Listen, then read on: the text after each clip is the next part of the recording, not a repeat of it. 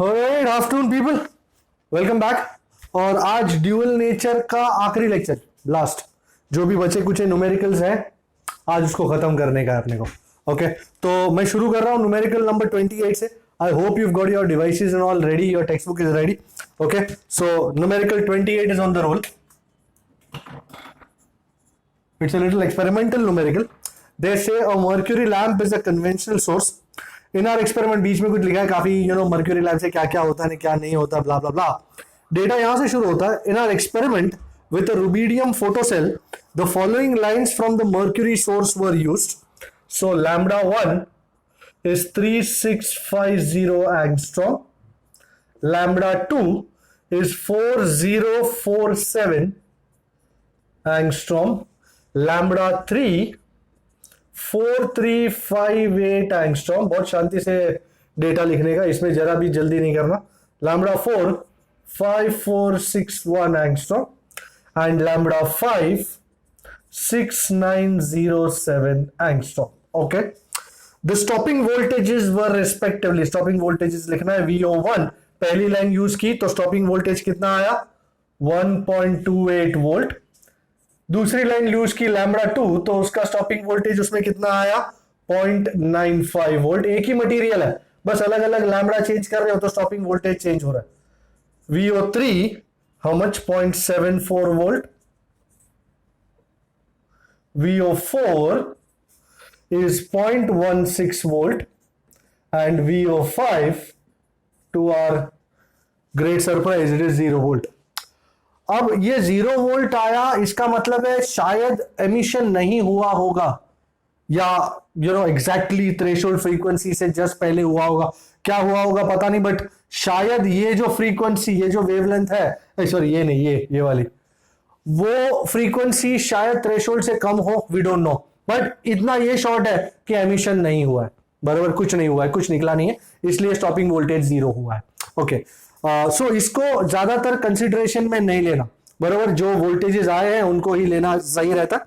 अच्छा हम usually frequency की बात करते हैं, लैम्बडा तो ठीक है, बट जो भी आइंस्टाइन का इक्वेशन था that give us an equation, that give us a relation between V0 and nu। तो अब मैं डेटा शुरू कर रहा हूं। अच्छा मुझसे पूछा क्या गया है, determine Planck's constant H, threshold frequency and work function. तो H फाइंड करना है, थ्रेशोल्ड फ्रीक्वेंसी फाइंड करनी है nu 0 and work function find करना है। ये तीन चीजें फाइंड करनी है इस डेटा में से। First things first, so the frequencies are, मैं लैम्बडा के साथ शुरू कर सकता हूं पर मुझे फ्रीक्वेंसी चाहिए होगी। nu is C by lambda, तो nu 1 is C by lambda 1. This is 3 into 10 raised to 8 and lambda 1 3650 into 10 raised to minus 10, मतलब 3.65 into 10 raised to minus 7. Anybody is doing it? अच्छा मैंने किया हुआ है, मैंने वर्कआउट किया था 0.82 8219 into 10 raised to 15 which is 8.219 into 10 raised to 14 hertz। उसी तरह nu 2 मैंने फाइंड किया है C by lambda 2 and that is 3 divided by 4.047, that is 7.412। मैंने ऑलरेडी ये सब आपके लिए फाइंड किया हुआ है। nu 3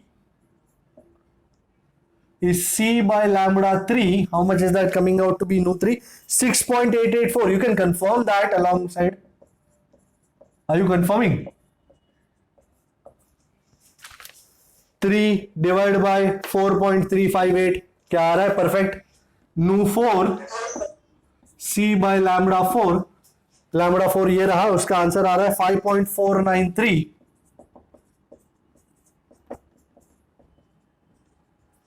and nu 5 is C by lambda 5, तो 3 divided by 6.907, that's 4.343। I hope अपने सारे जवाब सही हैं। अब आपको क्या करना है, we are going to draw a graph of V0, we are going to plot a graph of V0 versus nu। So we plot a graph of stopping voltage V0 versus frequency nu. And you can plot that at home, but the graph will come out to be something like this. This is your nu, this is your V0. अब जो तुम्हारा V05 है 0 volt, that is for 4.343. फिर आगे बढ़ जाते हैं, V04 1.16 है, nu 4 5.493 है, V03 0.74 है, nu 3 6.884 है. फिर इस तरह आप अलग अलग वैल्यूज पे ग्राफ प्लॉट करते जाओ. आपका ग्राफ कुछ इस प्रकार का आना चाहिए, something like this. Alright, so various points being here, you know, ये सपोज ये nu 1, तो ये VO1, ये nu 2, ये VO2, like this. Various points, actually 4 ही आएंगे क्योंकि पांचों में तो 0 है तो यहीं पे. ओके, सो आप ये 4 पॉइंट प्लॉट करोगे और ये लाइन मारोगे तो ये लाइन इस तरह आएगी. The slope of this graph V0 versus nu gives us the value of h by e, whereas the intercept, ये जो इंटरसेप्ट है इतना, that will be no 0. Okay, now हमारे पास तो, हम तो ग्राफ बना नहीं पाएंगे, वो तो आप घर पे बनाना, पर मैं इसका स्लोप जरूर फाइंड कर पाऊंगा.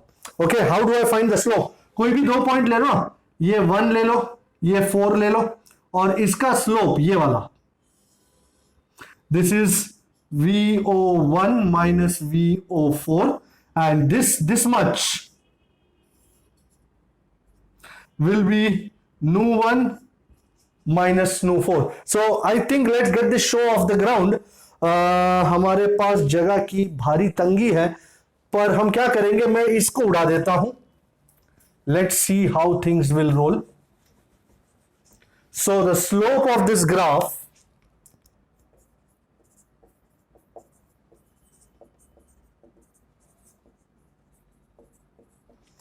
h by e, that is VO1 minus VO4 upon nu 1 minus nu 4. I think values are all set. मैंने फिलहाल वैल्यू के लिए इसको यहां रखा है. V01 1.28 minus V04 0.16 over nu 1 minus nu 4. nu 1 ये रहा 8.219 minus nu 4 ये रहा. मैं V05 और nu 5 को तो पिक्चर में नहीं ले रहा हूं क्योंकि वो डेंजरस है. 8.219 minus कितना है nu 4, 5.493, and the whole into 10 raised to 14. And now I can easily take this off. फिर जब जरूरत पड़ेगी ना, तब मैं और चीजों को भी उड़ाऊंगा, पर फिलहाल मैं इतना ही उड़ा रहा हूं, बाकी का रख रहा हूं मैं. ओके भाई, कैलकुलेटिव, लेट्स गो. तो h by e का वैल्यू कितना आ रहा है? I hope you are finding it out. मेरे को आ रहा है 4.108 into 10 raised to minus 15. Check that please. क्या h by e का वैल्यू ये आ रहा है?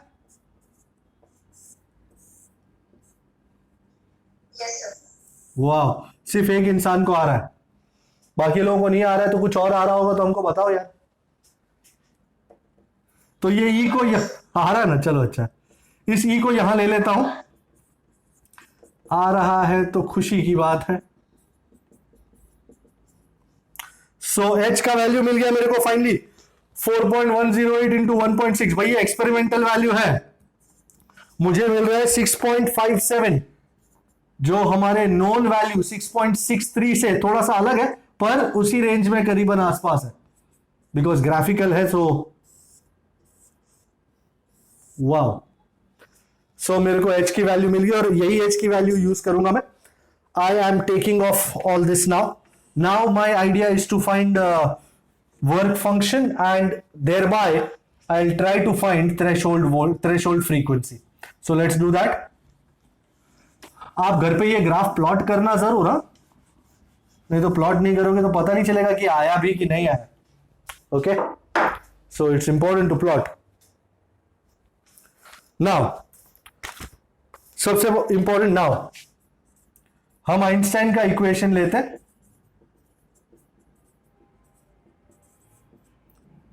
You remember EV0 is h nu minus 5. कौन से के लिए यूज कर रहा है? 1 के लिए लगा, eV01 is H nu1 minus 5। ये इलेक्ट्रॉन वोल्ट में, ये इलेक्ट्रॉन वोल्ट में, ये नहीं है तो इसको भी लगा डालो इलेक्ट्रॉन वोल्ट में। ओके, सो मुझे 5 चाहिए तो 5 को इधर ले आया, H/E into nu1 minus eVO1। भाई H/E की वैल्यू मेरे पास है बोले तो है। कितना है H/E की वैल्यू? 4.108 इंटू 10⁻⁻15। nu1 कितना था? 8.219 ना, and minus how much was V01? 1.28। Yep, चल बेटा, 4.108 इंटू 8.219 करके 14 minus 15 is -1। I think that comes out to be 2 ये मल्टीप्लाई करके -1.28 करेंगे तो I think the answer comes out to be, पीछे आंसर 2.05 है पर अपने को नहीं आ रहा है, उनको पता नहीं, 2.096। उनको पता नहीं कौन से कैलकुलेशन के डिवाइस से ये आंसर आ रहा है, मेरे को तो नहीं आ रहा है। I don't know how they are getting that. उनको पीछे ये 6.674 आ रहा है, पता नहीं किस तरह, आई डोंट नो। मैंने सब कैलकुलेट करके देखा, ट्राई करके देखा, अलग अलग वैल्यूज भी दे के देखा, पर मेरे को नहीं आ रहा है। फाइनली मेरे को जो आ रहा है वो ये आ रहा है।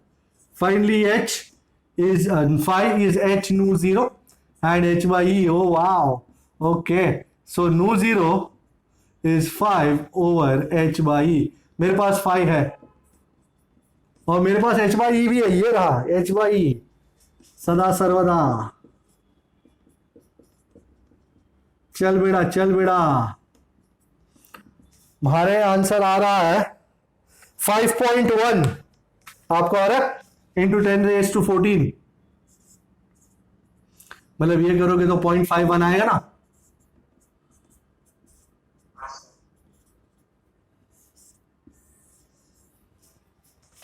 (2.096 divided by 4.108) that's 0.51 into 10⁻15। एक जीरो यहां ले लिया तो 5.1 into 10⁻14 हर्ट्ज। तीनों चीजों की वैल्यू हमको मिल गई। पीछे उनको nu0 5 आ रहा है, 5 into 10⁻14। I don't no, you know, I tried everything but I don't no. मेरे को ये इस तरह का वैल्यूज आ रहा है, तो ये अपना आइडिया है। This was numerical 28। अब मैं जा रहा हूं न्यूमेरिकल 3030 पे। 3030 मैं इसको उड़ा दूं। ओके, न्यूमेरिकल 30, और इनमें बहुत कुछ लिखा होता है, वो बहुत कुछ एक बार पढ़ लेने का, कुछ ज्यादा जो ना उसको तवज्जो नहीं देने का, वो डेटा नहीं होता। वो बहुत सारी बातें करी होती है हमारे इंफॉर्मेशन के लिए, अपने इंफॉर्मेशन के लिए बातें होती है, but you don't have to you know take the data from there. Data उसके बाद ही लिखा होता है कहीं ना कहीं। कभी कभी कुछ चीजें नहीं दी होती, वो मैं दे देता हूं, so you don't worry about that.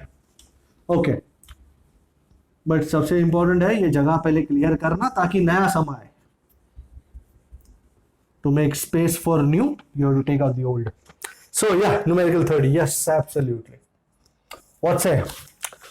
Light of intensity 10⁻⁻5 watt per meter square falls on a sodium photocell of surface area 2 centi square. That's 2 into 10⁻⁻4 meter square. Assume that the top 5 layers absorb the light. Okay, estimate the time required for photoelectric emission in wave picture of radiation. Work function is 2 eV, which I am sure you know is 2, मैं सब कुछ joule में convert करूंगा। मतलब इतना energy चाहिए कि electron को बाहर निकलने के लिए। हम यहां पे वेव पिक्चर अज्यूम कर रहे हैं। यू रिमेंबर वेव थियरी में ऐसा था, लाइट आती है, सब में बटती है। अगर एक पैकेट आया है तो एक पैकेट सब में बटेगा, फिर दूसरा पैकेट आएगा वो सब में बटेगा। इन शॉर्ट सब में बरोबर बटना है। ओके, ऑलराइट, कितना टाइम लगेगा ये पूछा है। Okay, first things first, sodium है। आपको सोडियम का एटॉमिक नंबर मालूम है? 11। सो उसका कॉन्फ़िगरेशन है 281। So how many free electrons are there in each atom? 1। So I'll start my answer now. There is 1 free electron, जिसको कंडक्शन इलेक्ट्रॉन कहते हैं, इलेक्ट्रॉन इन ईच एटम, और हर एक एटम का साइज करीबन 1 एंगस्ट्रॉम ले रहा हूं, तो इफेक्टिव एरिया मैं 3.14 को छोड़ रहा हूं, 10⁻⁻20 metre square. So area of each atom या इफेक्टिव एटॉमिक एरिया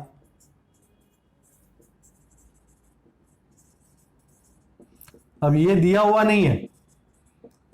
सोडियम का कितना इलेक्ट्रॉन है वो भी दिया हुआ नहीं है, इफेक्टिव एटॉमिक एरिया कितना है दिया हुआ नहीं है, पर हमको इसको यूज करना है. सो इन 10⁻⁻20 मीटर स्क्वायर कितना इलेक्ट्रॉन अवेलेबल है? One free electron. सो हमारे पास कितना एरिया है? 2 × 10⁻⁴. सो इन 2 × 10⁻⁴ मीटर स्क्वायर कितने इलेक्ट्रॉन्स होंगे महाराज? है फाइंड करना है. So number of electrons is this into this, this into this. I'm sure you understand. 2 × 10⁻⁴ over 10⁻⁻20. -4 + 20 is how much? 16. But ये number of electrons in one layer है, in one layer. ऐसे 5 layer हैं. एक layer में 2 × 10⁻16 electrons है. So total number of electrons in 5 layers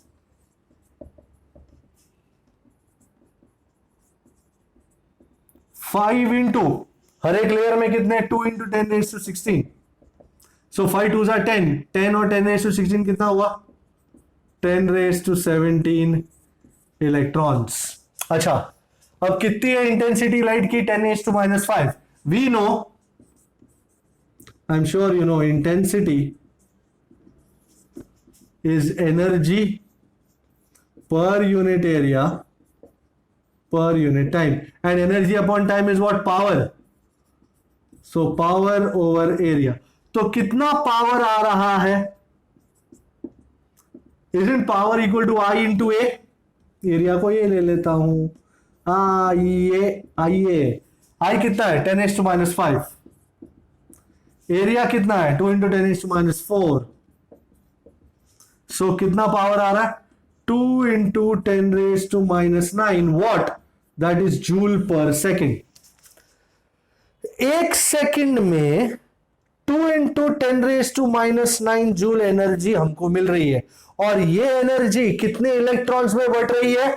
10⁻17. This energy 2 × 10⁻⁹ joule पर second is equally absorbed by 10⁻17 electrons. भूखे electrons बेचारे. भाई इतनी एनर्जी अगर 10⁻17 इलेक्ट्रॉन्स में बढ़ रही है, तो हर एक इलेक्ट्रॉन को कितनी मिलेगी एनर्जी? कोई बता सकता है? Isn't it this divide by this? अगर 2 × 10⁻⁹ जूल एनर्जी पर second is available taken by 10⁻17 electrons, how much energy will each electron require? I will have to require to take this off. So energy required by work function याद रखना, work function याद रखना. 2 electron volt था, निकलने के लिए उतनी energy की जरूरत है. So energy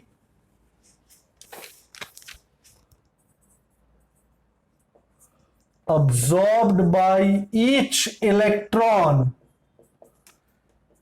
in 1 second is 2 × 10⁻⁻19 joule upon कितने इलेक्ट्रॉन? 17. 10⁻. सो माइनस 2 × 10⁻⁻19 नहीं है, 9 है. हाँ, -9 - 17.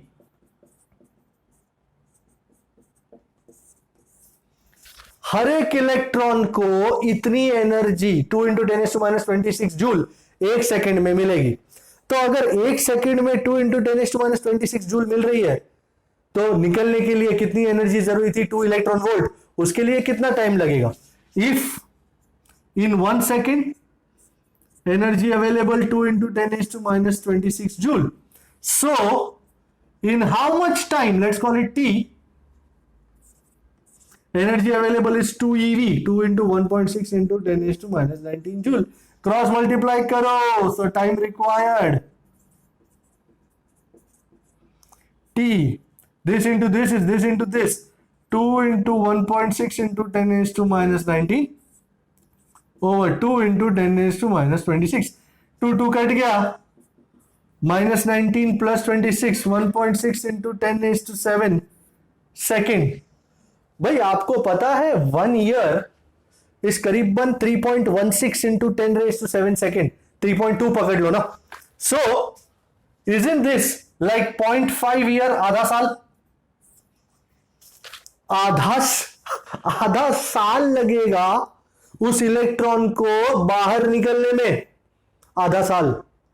According to photo electric effect कितना टाइम लगता है इलेक्ट्रॉन को बाहर निकलने में? 10 raised to minus 9 second. You remember photo electric effect वालों ने कहा था कि emission happens with in 10 raised to minus 9 second. Wave theory के अकॉर्डिंग तो आधा साल लग रहा है.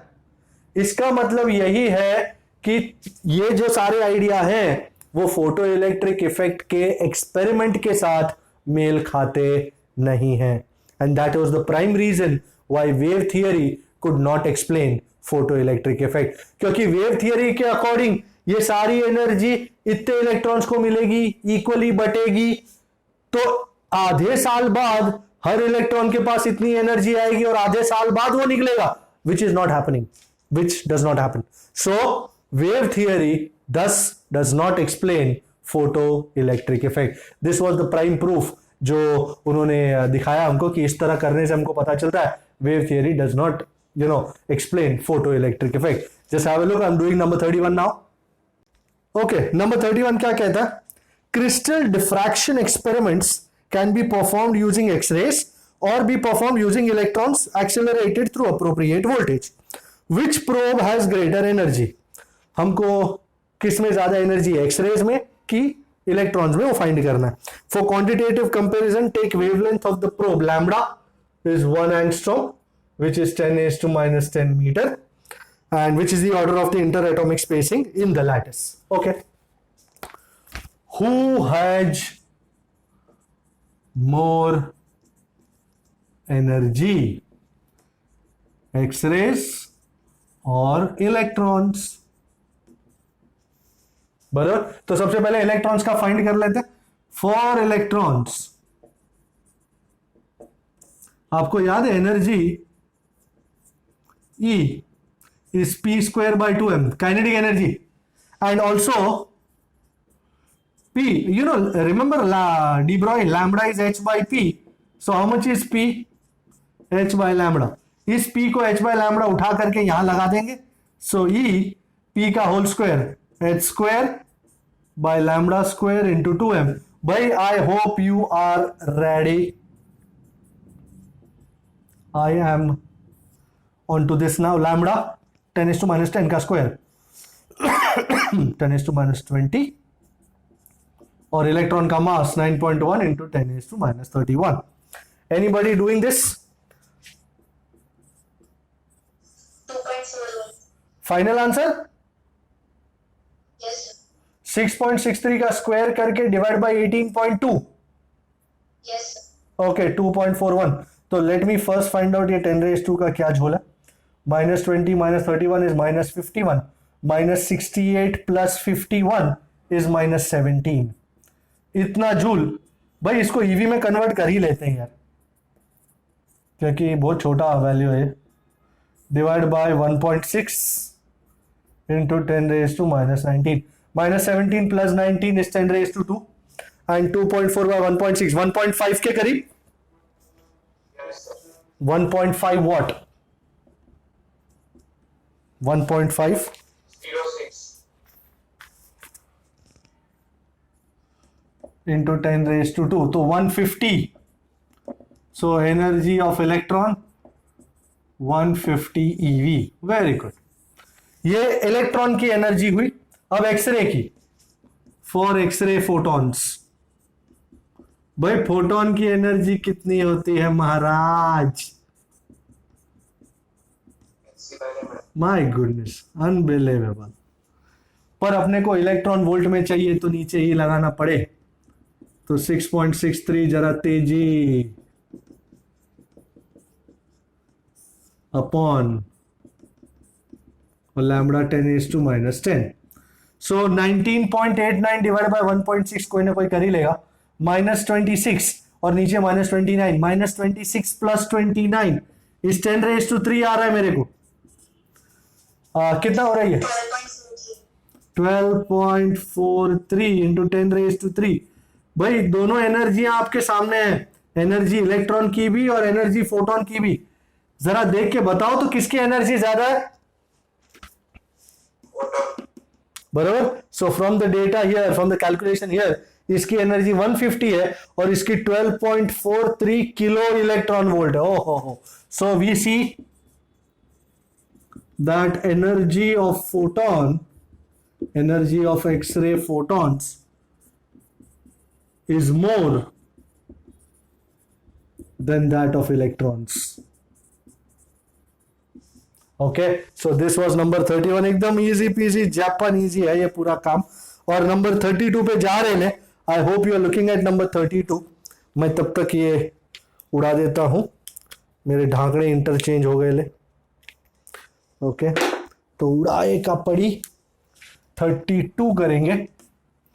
32 भी कुछ ऐसा ही है, यही बातों का कुछ ना कुछ। ये वाले जो आज के सम्स कर रहा हूं उसमें डी ब्रॉय ज्यादा है, लास्ट वाले में आइंस्टाइन ज्यादा था, इस वाले आज के न्यूमेरिकल्स में डी ब्रॉय ज्यादा। तो डी ब्रॉय का दिन है, लास्ट टाइम आइंस्टाइन का दिन था, trending. Okay, so 32। Okay, we are ready with the idea. Let's see what happens. Okay, क्या कहता है 32? Okay, first दो क्वेश्चन है। Obtain the de Broglie wavelength lambda of a neutron of kinetic energy 150 eV. Okay, as seen in numerical 31, an electron beam of this energy. याद है electron beam का 150 eV आया था। So electron beam of this energy is suitable for crystal diffraction experiment. Would a neutron beam of same energy be suitable? Let us see. सबसे पहले lambda find करते हैं। Lambda de Broglie wavelength in terms of energy, lambda is h by p, which is h by root of 2me. भाई यहां पे हम 9.1 मत लिख देना, न्यूट्रॉन है ये, नहीं तो न्यूट्रॉन के देवता नाराज हो जाएंगे। न्यूट्रॉन का मास है 1.66 इंटू 10⁻⁻27 और एनर्जी 150 eV। ओके, -27 -19 इज -46, -46 का रूट होता है -23। ओके, 150 2 जा 300, 300 इंटू 1.6 इज 480, 480 इंटू 1.66 और उसका root 28.22. Okay. And if you could divide this, -34 plus 23 -11, yep, 0.23. So can I safely write it as 2.3 into 10⁻⁻12 meter. अब उन्होंने पिछले सम में बोला था, उन्होंने बोला ना compare this would neutron beam be suitable. Last sum में बोला था उन्होंने कि इंटर एटॉमिक स्पेसिंग कितनी है, 1 angstrom.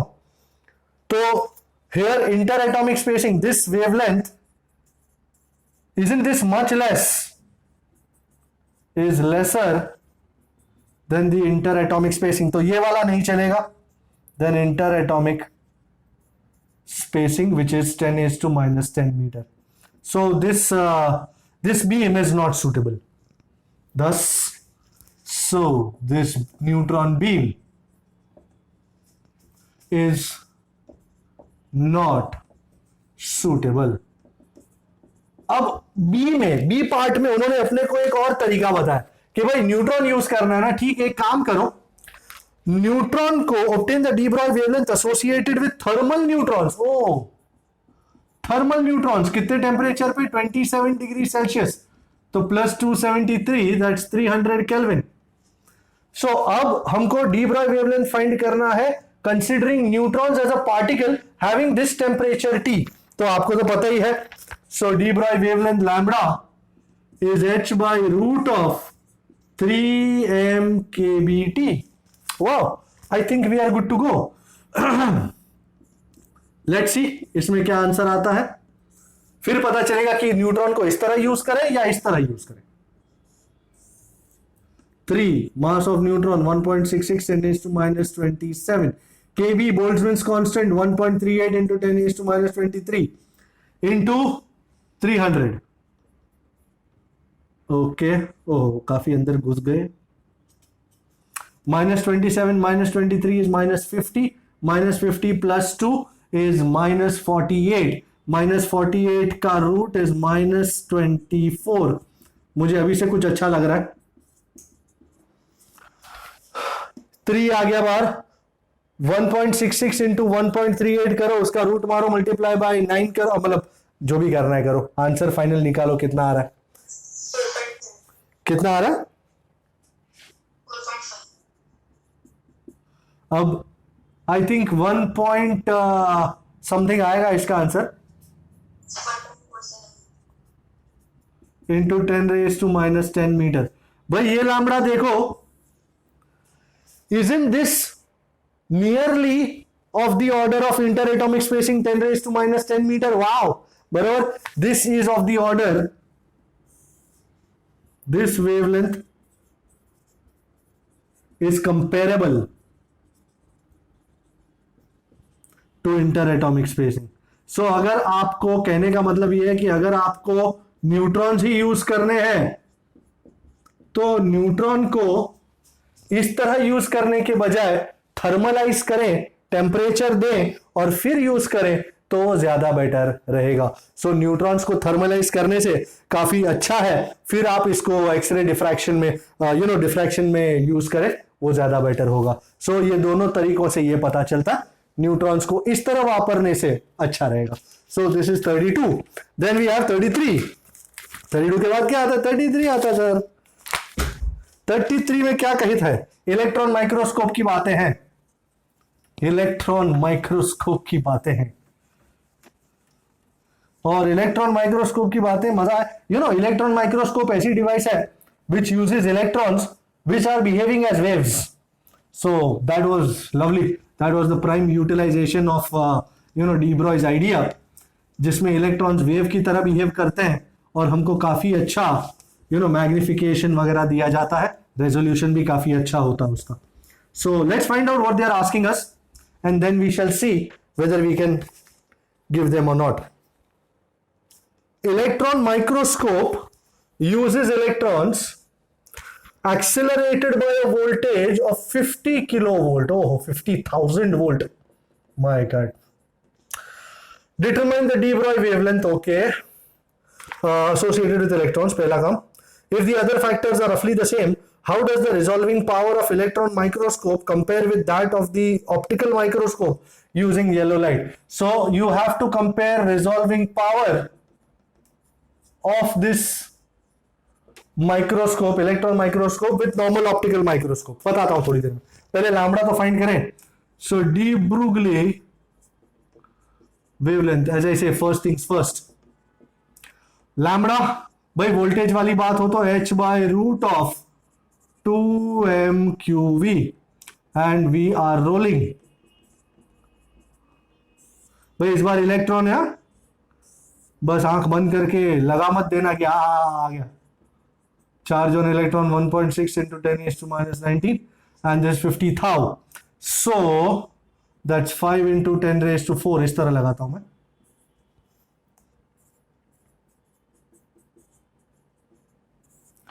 Minus 31 minus 19 is minus 50.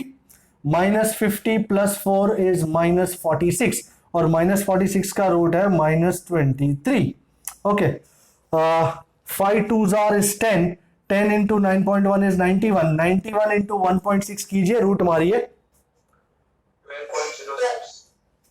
12.06. Yes, sir. Okay, go ahead. Minus 34 plus 23 is 0.54. Oh, okay. 555 if it's not too much of a problem. बराबर ना. 0.55 करीबन. So मेरा lambda of electrons is 5.5 into 10 raised to minus 12. मेरा पहला question तो खत्म हुआ, find the de Broglie wavelength of electrons.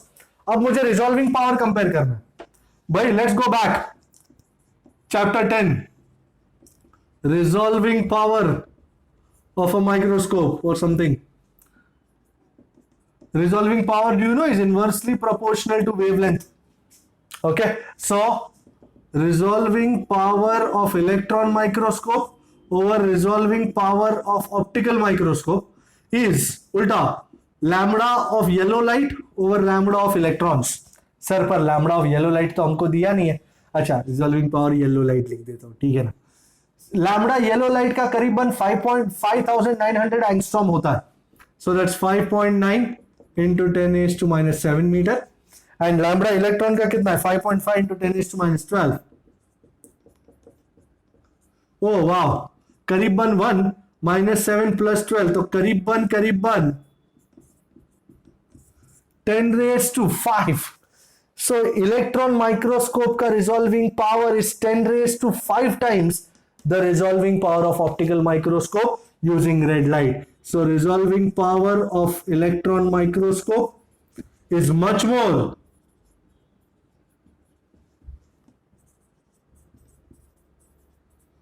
than the resolving power of optical microscope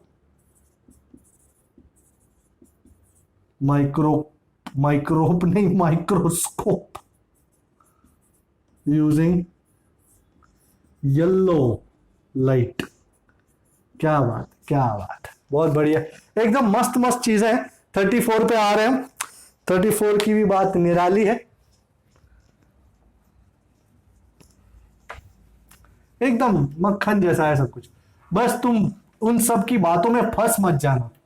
data को निकालने की जो पावर है तुम में, वो यूज करके डेटा निकालना, फिर सोचना कौन सा फॉर्मूला लगेगा और फिर वो फॉर्मूला लगा देना. भाई यहाँ पे मैंने लगाया था lambda of yellow light is 5.9 into 10 raised to minus 7.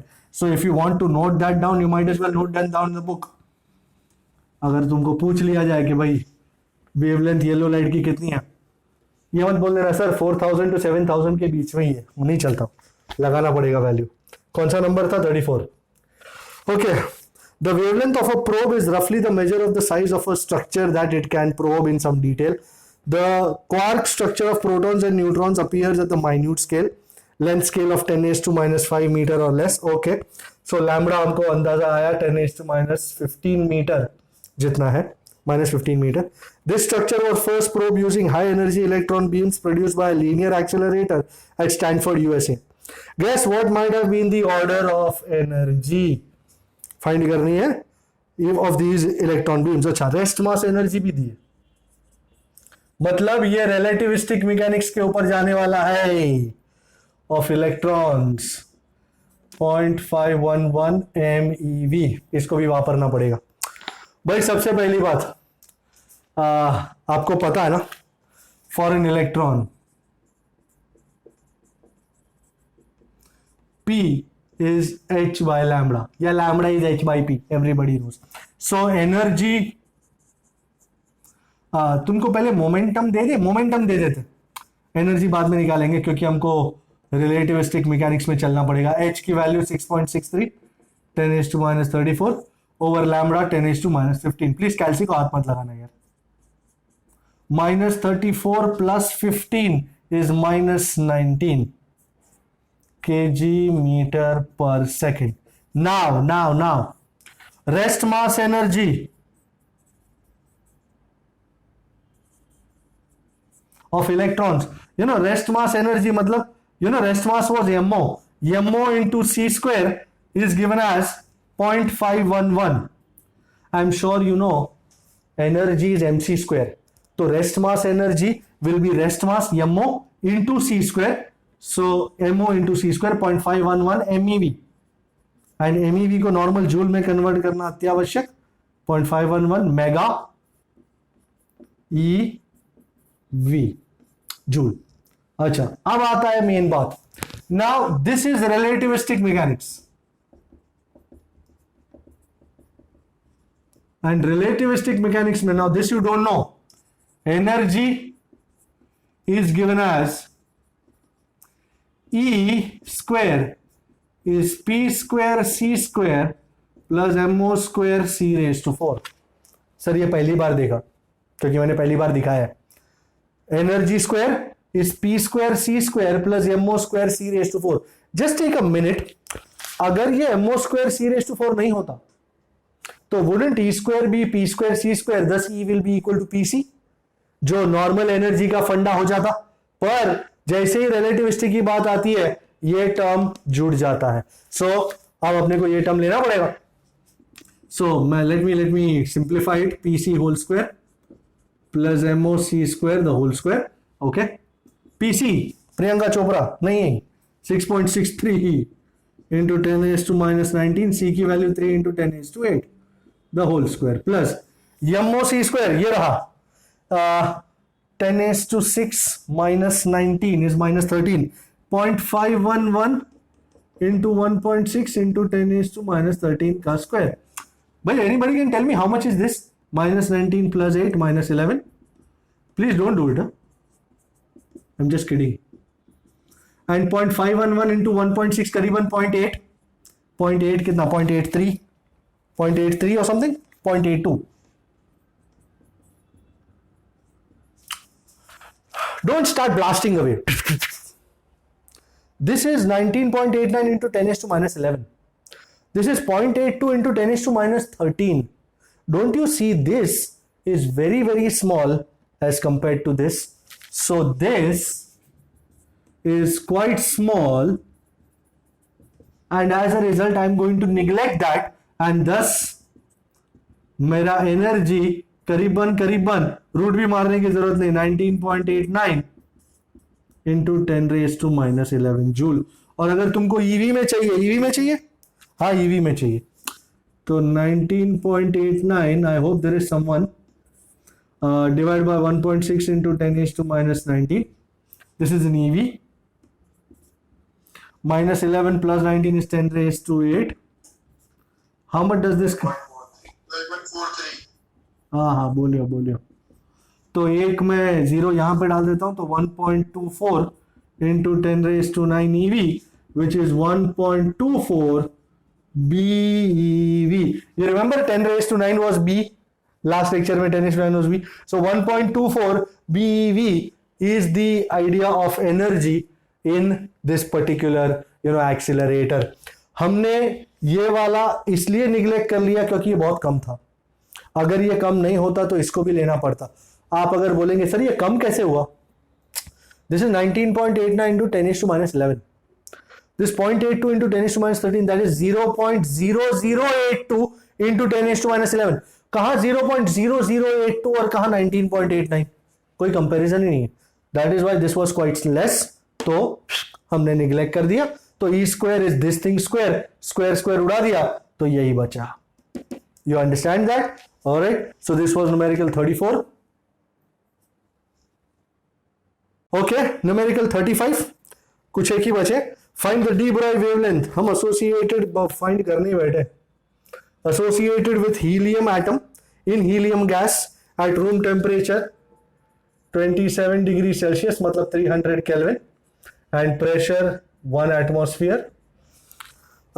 And compare it with the mean separation between two atoms under these conditions. Okay. भाई हम जानते ही हैं डी ब्रूगली मतलब डी ब्रोग्ली, नाम की मस्खरी नहीं करने का। Wavelength is lambda is h by root of 3m kBt. Everyone is aware. Temperature है, kb पता है, पर मास ऑफ एन एटम नहीं पता। अब ये हीलियम है, आपको हीलियम का एटॉमिक वेट पता है 4 gram. So for helium atom mass of each atom which is m is atomic weight, मतलब mass of 1 mole upon Avogadro number. So atomic weight कितना है 4 ग्राम, that's 4 into 10⁻³ kg, and Avogadro number 6.02 into 10⁻23. So this comes out to be 4/6, करीबन 0.66 something. 0.6644. No problem हो बड़ी, into 10⁻26। तो यहाँ मास मिल गया है, खुशी ये इस बात की है। And now D Broglie wavelength, so lambda which is h by root of 3m kbt, I will be putting the values 10⁻34 upon 3, कितना बोला मास, 0.66 इंटू 10⁻26, 10⁻26, ये बराबर केजी है ना। ये कुछ गड़बड़ तो नहीं है? नहीं, बराबर है। अबे -3 -23 तो -26 नहीं, तुम भी है ना, कभी कभी कमाल करते हो। मैं भी सोचूं ये कुछ गड़बड़ नहीं है, 10⁻26 कैसे हो सकता है। This is 300, so it's 3 into 10⁻², मैं इसको 30 इंटू 10⁻1 लगा दूं, अच्छा रहेगा। -26 -23 is -49, -49 plus 1 is -48, and -48 का root -24, 3 into 30 that's 90, 90 into 0.66 into 1.38 और उसका root, how much does it come out to be? 9.05. And so lambda is I think 0.7 0.8 के आसपास, 0.7 point something, 0.73. 0.73 into 10⁻⁻10 metre. तो ये आ गया मेरा वेवलेंथ। सही है आंसर, बिल्कुल सही है। अब मेरे को इंटर एटॉमिक सेपरेशन फाइंड करना है हीलियम का, कैसे करेंगे? अच्छा, normal stuff we know, I am sure you know, PV is RT for 1 mole या N kBT, therefore how much is V by N, N को नीचे उतारा, kBT by pressure, and inter atomic spacing या inter atomic separation R इज V by N का cube root.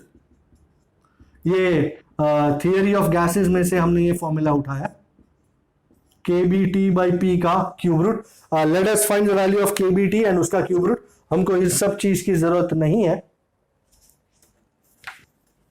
हमको wavelength की जरूरत पड़ेगी।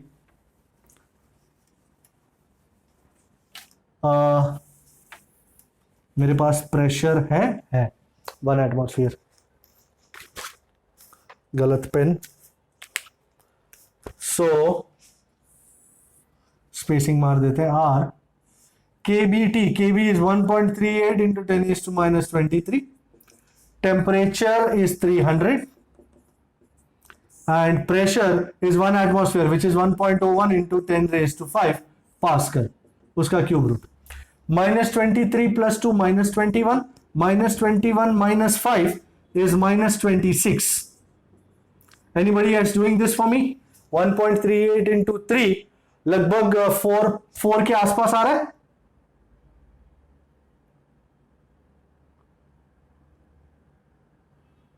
(1.38 into 3 divided by 1.01), how much? 1.099. हाँ मतलब कम ऑन, पर इसका क्यूब रूट नहीं हो सकता क्योंकि 10⁻26 जो है ना वो हालत खराब करेगा। तो क्या करने का अपने को, एक काम करते हैं, 40 इंटू 10⁻27 कर देते। वाह, अभी 27 का क्यूब रूट होएगा 10⁻9 मीटर। वाह वाह वाह। एंड 40 का क्यूब रूट 4 4 जा 16, 4 जा 64, लगभग 3 और 4 के बीच में आना चाहिए। 3.4 करीबन चलेगा।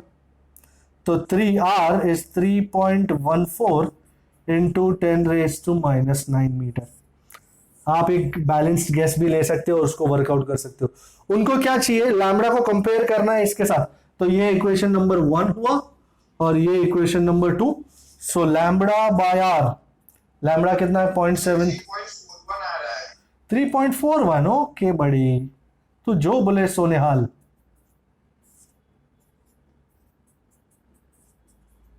-10 + 9 -1 0.73 by 3.41 कितना आ रहा है?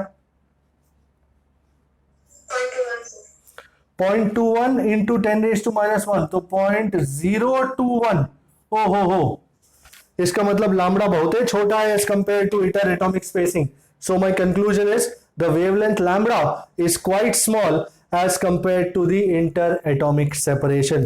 So this was the idea. Separation is more, wavelength is less. Second last sum, number 36. You want me to write the conclusion that the interatomic separation is more than the wavelength? No, thank you. वैसे भी जगह नहीं थी। 36. What's here?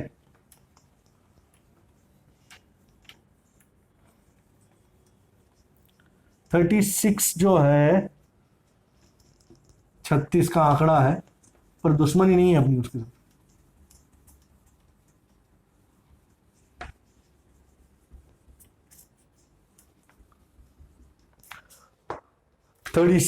Okay. Compute the typical de Broglie wavelength. We love computing that. Of an electron in a metal at 27 degrees Celsius, that's 300 Kelvin. And compare it with the mean separation between two electrons. Mean separation. उन्होंने इस बार mean separation दिया है 2 into 10 raised to -10 मीटर। Okay. de Broglie wavelength, एकदम बढ़िया बात। de Broglie wavelength, जब भी टेम्परेचर वाली बात आए, lambda is h/√3m kBT। Value put करें ओवर 3 मास 9 इलेक्ट्रॉन है इस बार 9.1 into 10 raised to -31 kV 1.38 into 10 raised to -23 into 300। So what are we looking at? -31 -23 is -54। -54 का रूट इज -27। चल बेटा 300 into 3 900 900 into 9.1 into 1.38। 10.63. You sure about that? How can it be 10.63 here? 300 into 3 is 900 900 into 9.1 into 1.38 और उसका root 106.31. क्या रे। Okay, divide कीजिए। -34 + 27 is -7। How much does it come out to B?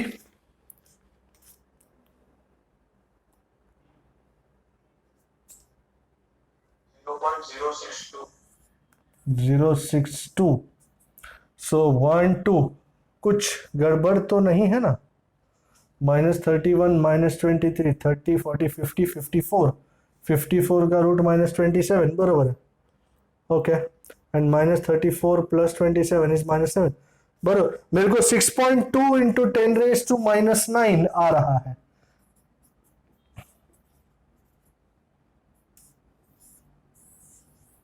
Okay, अगर आपको -10 में चाहिए तो 62 into 10 raised to -10 कर सकते हो। एंड अब फाइनली हम डिवाइड करेंगे लैम्बडा और आर को। सो 6.2 into 10 raised to -9 over 2 into 10 raised to -10। 3.1 -9 + 10 is 10 raised to 1 31 है, दिखाई दे रहा है? सो इस बार कौन बड़ा है? लैम्बडा बड़ा है ना। So here wavelength lambda is much more than the interatomic separation। वाह वाह वाह वाह, बड़े बड़े सम को रिड्यूस करके छोटा बना दिए। अच्छा भाई, लास्ट 37 थियोरेटिकल है, पर फिर भी बातें करेंगे उसकी। ऐसा नहीं कि थियोरेटिकल है तो छोड़ देने का, हमने छोड़ते नहीं है कभी। Okay, I can take this off now. ए, अपन ने सारे ले लिए ना? कोई बचा तो नहीं? कोई बचा? आप लोग देख रहे हैं? सारे हो गए आई थिंक। सॉरी, हाँ 37 देखने का अभी। 37 में थियोरेटिकल है, पर बीच बीच में थोड़ा इक्वेशन लिख के इस चीज को हम बात करेंगे. Okay, so what does it से? थैंकफुली मेरे को क्वेश्चन लिखने का जरूरत नहीं पड़ता. Okay, 37. Okay, there are 3-4 questions which says, पहला क्वेश्चन है, quarks inside the protons and neutrons carry fractional charges. You know, up quark, down quark. Up quark is +2/3, down quark -1/3. Why do these not show up in Millikan's oil drop experiment? अब understand this. You know, these up quark, you know, proton में 2 up 1 down, neutron में 1 up 2 down. ये जो तीनों quarks हैं, they are held by very strong forces.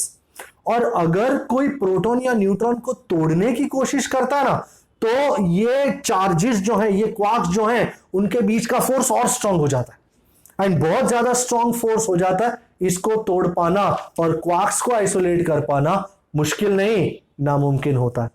As a result Millikan के oil drop में standard चीजें दिखाई देती है, उसके अंदर के क्वार्क्स हमको दिखाई देते नहीं हैं. Alright, so that was A. B में what is so special about E by M? Why do we not simply talk of E and M separately? अच्छा, इसके लिए मैं कुछ इक्वेशंस पेश करूंगा. You remember, if an electron is accelerated using a potential difference V, उसमें kinetic energy कितनी आ जाती है? वाह, मतलब इलेक्ट्रॉन हो तो EV. And in a magnetic field, you know, अगर किसी इलेक्ट्रॉन को हम मैग्नेटिक फील्ड में डालें at 90 degrees, do you agree it will perform circular motion? Who will provide required centripetal force? You agree? QVB sin 90 मतलब EVB. ये दोनों equation में, you know, these are the equations concerning the motion of electrons in electric field as well as magnetic field. आप देख रहे हैं equation 1 में E और M दोनों है, इक्वेशन 2 में भी E और M दोनों है. कोई ऐसा इक्वेशन देखा नहीं गया जिसमें मात्र E या मात्र M हो. हर इक्वेशन में E और M दोनों होते हैं. As a result E by M ratio is a very significant ratio. We do not tend to talk only about E or only about M. So in equations 1 and 2, there are both E and M. तो हम किसी single equation के बारे में, single E या single M के बारे में बात नहीं कर सकते. Third, why should gases be insulators at ordinary pressures and start conducting at very low pressures? भाई ऑर्डिनरी प्रेशर्स पे यू नो जो होता है, बहुत कम इलेक्ट्रॉन्स और आयंस जो होते हैं फ्री होते हैं. As a result, because no more electrons and ions are free, the gas tends to behave as an insulator. पर जैसे ही तुम प्रेशर घटा दो, प्रेशर घटाने से मीन फ्री पाथ बढ़ जाता है, मीन फ्री पाथ बढ़ जाने से कोलिजन बढ़ जाते हैं एंड कोलिजन बढ़ जाने से और ज्यादा इलेक्ट्रॉन्स और आयंस फ्री होने लगते हैं and as a result conduction can happen at low pressures. तो अगर लो प्रेशर है और आप पोटेंशियल डिफरेंस अप्लाई करते हो, एनर्जी देते हो, तो बहुत सारे इलेक्ट्रॉन्स फ्री हो जाएंगे, बहुत सारे आयंस फ्री हो जाएंगे and they can collide because at low pressure. जब मीन फ्री पाथ बढ़ जाता है तब. ऑर्डिनरी प्रेशर पे यू नो ज्यादा इलेक्ट्रॉन्स आयंस फ्री है ही नहीं. Okay, so it behaves as an insulator. Number 4, every metal has a definite work function. Now this is interesting. Why do all photoelectrons not come out with the same energy if incident radiation is monochromatic? Why is there an energy distribution of photons? Now I'm sure ये number कौन सा है? D. Heard of this guy? People call him Pauli. He's not Pauli, he's Pauli. Pauli gave us an exclusion principle. I'm sure chemistry में पढ़ा होगा. Anybody can tell me what was Pauli's exclusion principle? He said not more than 2 electrons can stay on any energy level. अर्थात एक atom में electrons अलग अलग energy level पे होते हैं, अलग अलग एनर्जी से बाउंड होते हैं. As a result, when the quantum of the radiation comes, जितनी एनर्जी लेवल होगी उस हिसाब से वो एनर्जी लेगा और बाहर निकलेगा. That is the prime reason why electrons come out with different energies. सब एक ही एनर्जी से नहीं आते क्योंकि सब एक ही एनर्जी से बाउंड नहीं होते. Alright, सब अलग अलग एनर्जी से बाउंड होते हैं. That is the reason why every electron comes out with a different energy than the other electron. That was D. Finally, energy E part. Energy and momentum of an electron are related to frequency and wavelength as E is h nu and P is h by lambda. While the value of lambda is physically significant, the value of nu has no physical significance. Why? Okay. I'm sure everybody knows. Momentum का equation है P is h by lambda. Energy का equation है photon की, energy of photon E is h nu, which can be written as hc by lambda, and energy of a particle Ke is p square by 2m, and p की जगह h by lambda लगा दिया तो h square by lambda square into 2m. If you look at equations 1, 2 and 3, तीनों में lambda है पर तीनों में नू नहीं है. इसमें नू नहीं है, इसमें नू नहीं है. सो लैम्बडा की वैल्यू जो है वो ज्यादातर इस्तेमाल की जाती है. That is why lambda is significant. नू एक आध इक्वेशन में नजर आ रहा है यहीं पे. That is why the value of नू, द आइडिया ऑफ नू is not so significant. Lambda used in majority equations, that is the prime reason why wavelength lambda is significant. Nu को ज्यादा इस्तेमाल नहीं किया जाता. That is why nu is not significant. I think that brings us to the end of this chapter. Lovely chapter this, बहुत बढ़िया मजा आया. और इस चैप्टर का अंत हो जाता है और अब चैप्टर 12 की ओर आगाज करने में हमें आसानी रहेगी. Now we are at the fag end of the syllabus. बस थोड़ा थोड़ा ही बचा है कुछ खत्म करने का. मॉडर्न फिजिक्स ही है ये सब. तो we'll be doing that in the coming lectures. Alright, तो see you then. Take care. Bye bye.